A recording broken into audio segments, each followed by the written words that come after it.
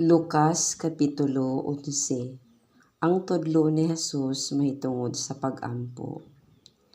Ug nahitabo nga sa pag-ampo ni Jesus, sa nag-ampo si Jesus sa usa ka dapit, sa pag-undang niya, usa sa iyang mga tinun-an miingon kaniya, Ginoo, tudloi kami sa pag-ampo. Maingon nga gitudloan ni Juan ang iyang mga tinun-an. 2. Ug siya miingon kanila, sa inyong pag-ampo ingnon ninyo, Amahan, pagabalaanon unta ang imong ngalan, paanhia na ang imong gingharian, sa adlaw-adlaw hatagi kami sa imong kalanon sa matag adlaw. Ug pasayloa kami sa maong mga sala, kay kami gayud usab nagapasaylo man sa sala nakautang kanamo, sa tanang nakautang kanamo, ug ayaw kami itugyan ngadto sa panulay. 5. Ug siya miingon kanila, Pananglitan usa ka ninyo nga mahigala moadto kaniya sa tungang gabii ug miingon kaniya, Migo, pabayloa ra akog 3 ka tinapay, 6, kay nahiabot kanako ang usa ka higala nga nagapanaw ug wala gayud ako'y ikadulot kaniya. 7. Ug siya mitubag gikan sa sulod, Ayaw ako pagsamuka ang pultahan gitrangkahan na ug ang akong mga bata ania na uban kanako sa katre. Dili na ako makabangon sa paghatag kanimo bisan unsa. 8. Sultihan ko kamo nga bisan dili siya mobangon sa paghatag unta kaniyag bisan unsa tungod kay higala niya, apan tungod sa iyang pagsiging hangyo siya mubangon na lang og mohatag kaniya sa bisan unsa nga iyang kinahanglanon.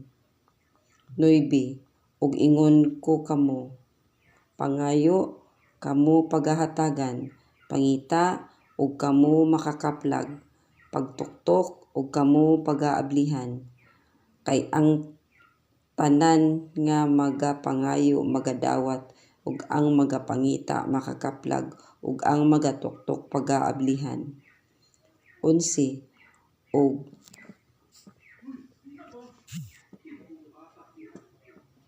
Ug kinsa bang amahana diha kaninyo nga kun ang iyang anak mangayog tinapay, hatagan hinuon niyag bato, o kun mangayo siyag isda, hatagan hinuon niyag bitin inay isda. 12. O kun mangayog itlog, hatagan hinuon niyag tanga. 13. Busa kun kamo bisan sa inyong pagkadautan mahibalo man ganing mohatag ug mga maayong gasa ngadto sa inyong mga anak, unsa pa gayud kalabaw pa ang langitong Amahan nga mohatag sa Espiritu Santo ngadto sa mga nagapangayo kaniya. Ang nabahin nga balay dili makabarog. 14. Ug nahitabo nga si Jesus nagpagula og usa ka yawa nga nakapaamang, ug sa gikapagula na ang yawa, ang taong amang nakasulti, ug ang katawhan nanghibulong. 15. Apan ang uban kanila na nag-ingon, Kini siya nagapagula sa mga yawa pinaagi kang Beelzebub, ang punuan sa mga yawa. 16. Ug ang uban sa pagsulay kaniya nangayo kaniyag ilhanan gikan sa langit. 17. Apan sa nasayran niya ang ilang hunahuna siya miingon kanila. Ang tanang gingharian nga mabahin batok sa kaugalingon malaglag, ug ang balay mapukan sa ibabaw sa balay. 18. Ug kung si Satanas nabahin di ay usab batok sa iyang kaugalingon, unsaon man pagpakabarog sa iyang gingharian, kay nagaingon man kamo nga ako nagapagula sa mga yawa pinaagi kang Beelzebub. 19. Ug kung pinaagi man di ay kang Beelzebub, ako nagapagula sa mga yawa pinaagi ba kang kinsa ang inyong mga anak nagapagula kanila? Busa sila mao ang magahukom kaninyo. 20. Apan kung pinaagi man sa tudlo sa Dios, ako nagapagula sa mga yawa nan sa angging harian sa Dios nahidangat na diha kaninyo. 21. Sa diha nga ang taong kusgan og sangkap sa hinagiban magabantay sa iyang kaugalingong balay, ang iyang kabtangan magapabilin sa kalinaw. 22. Apan sa diha nga sulungon siya sa labi pang kusgan kay kaniya ug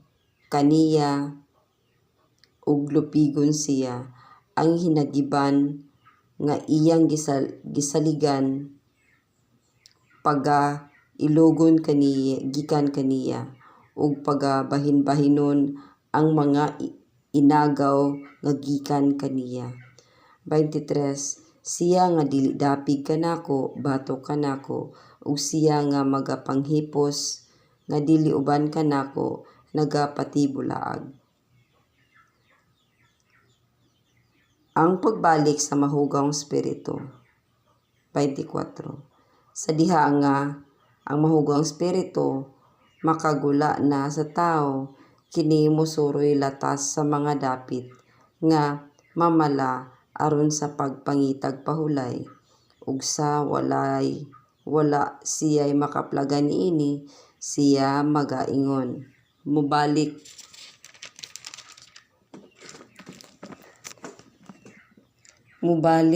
hinuon ako sa akong balay nga akong gigikanan. 25.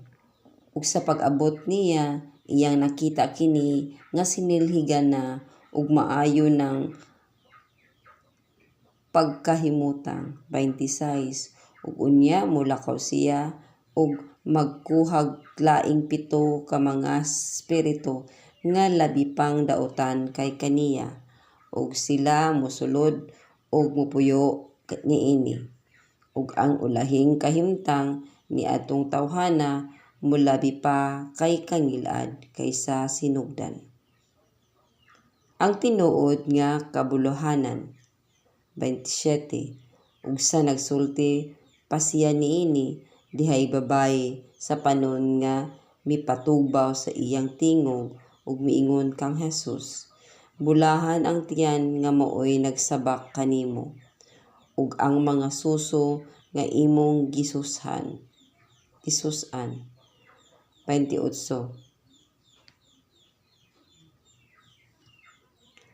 Apan siya mitubag kaniya, bulahan pahinoon ang mga nagapatalinghog sa pulong sa Dios ug nagabantay niini.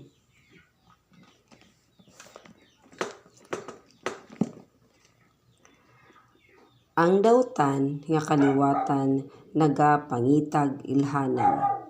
29. Ug sa nagkadaghana ang mga panon sa katawhan, siya misugod sa pag-ingon, kining kaliwatan na may usa ka mangilad nga kaliwatan, kini nagapangayog ilhanan, apan walay ilhanan nga ihatag alang niini gawas sa ilhanan nga mao si Jonas. 30. Kay maingon nga si Jonas nahimong ilhanan ngadto sa mga tawo sa Nineve Mauman usab ang anak sa tao mahimong ilhanan ngadto niining kaliwatana. 31.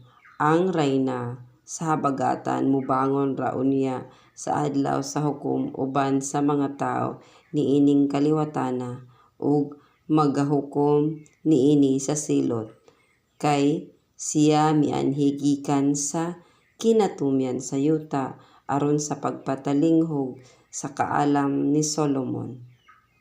Ug tan-awa ani ay dinhi karoy labaw pa kang Solomon. Ang mga tao sa Nineve mubangon ra unya sa adlaw sa hukom uban niining kaliwatana ug magahukom niini sa silot kay sila na naghinulsol tungod sa pagwali ni Jonas. Ug tan-awa ania dinhi karoy labaw pa kang Jonas. Ang suga sa lawas. 33. Walay tawo nga tapos makadagkot og suga ibutang niya kini sa tago o sa ilalom sa gantangan kundili sa ibabaw sa tungtunganan aron sila nga magasulod makakita sa kahayag. 34. Ang imong mata mao ang suga sa imong lawas. Kung maayo na ang imong mata, ang tibuok mata mong lawas mapuno sa kahayag. Apan kung kini masakiton, ang imong lawas mapuno sa kangitngit. 35. Busa magamping ka base ang kahayag nga anaa kanimo kangitngit diay. 36. Kung ang tibuok mong lawas mapuno sa kahayag nga walay bahin niini nga mangitngit nan ang tibuok mong lawas magadan-ag mga maingon sa suga sa diha nga magabanwag kini kanimo pinaagig sa iyang kahayag. Gisaway ni Jesus ang mga Fariseo ug mga batid sa balaod. 37. Og sa nakasulti na siya, gidapit siya sa usa ka Fariseo sa pagkaon uban kaniya. Busa, misulod siya ug milingkod tambog sa kan-anan. 38. Ug ang Fariseo nahingangha sa iyang pagkakita nga siya wala manghunaw una mukaon. 39. Ug ang Ginoo miingon kaniya, kamong mga Fariseo nagahinlo sa gawas nga bahin sa kupa ug sa sukaran, apan sa kinasuluran ninyo kamo napuno sa panikas ug kadautan. 40. Mga buang, dili ba ang naghimo sa gawas nga bahin naghimo man usab sa kinasulurang bahin? 41. Apan panglimos kamog mga butang nga anaa sa sulod ug tan-awa magamahinlo ang tanang butang diha kaninyo. 42. Apan alaot kamong mga Fariseo kay nagahatag kamo sa ikapulo sa yerba buena ug sa kaningag ug sa tanang utanon. Apan inyong gibiyaan ang katarungan ug ang gugma alang sa Dios. Kining mga butang nga kinahanglan gayud unta nga inyong pagabuhaton sa walay pagbiya sa uban. 43. Alaot kamong mga Fariseo kay kinaham ninyo ang labing maayong lingkuranan sulod sa mga sinagoga ug ang pagyukbo kaninyo sa mga tao diha sa mga tiyanggihan. 44. Alaot kamo kay sama kamo sa mga lubong nga dili makita nga ang mga tao nagalakaw sa ibabaw niini nga wala lang manghibalo. 45. Usa sa mga batid sa balaod mitubag kang Jesus. Magtutudlo sa imong pagsulti ni ana imo usab kaming gipakaulawan. 46. Usiya miingon, alaot usab kamong mga batid sa balaod kay ang mga tao inyong at gipamug-atan og mga luwan nga malisod pas-anon, apan kamo gayud dili gani mutuhil sa mga luwan pinaagi sa usa sa inyong mga tudlo. 47. Alaot kamo kay nagabuhat kamo og mga panteon sa mga propeta nga gipamatay sa inyong mga ginikanan. 48. Busa, mga saksi di ay kamo og nagauyon sa mga binuhatan sa inyong mga ginikanan, kay sila mao ang nagpatay kanila ug kamo mao ang nagbuhat sa ilang mga lubong. 49. Tungod niini usab ang kaalam sa Dios nagaingon, padad-an ko silag mga propeta ug mga apostoles, nga ang uban kanila ilang pagapatyon ug pagalutoson. 50. Aron ang dugo sa tanang mga propeta nga naula sukad pa sa pagtukod sa kalibutan pagapanilngon gikan niining kaliwatana. 51. Sukad pa sa dugo ni Abel hangtod sa dugo ni Zacarias nga gipatay diha sa kinatung-an sa halaran ug sa templo. Oo, sultihan ko kamo nga pagapanilngon gayud ni kini gikan niining kaliwatana. 52. Alaot kamong mga batid sa balaod, kay inyong gihikaw ang Yahweh sa pultahan sa kaalam. Kamo wala mosulod niini, ug ang mga nagsulod niini inyong gipanagpugngan. 53. Ug sa nakapahawa sa didto ang mga eskreba ug mga Fariseo mosugod sa paglisod-lisod kaniya.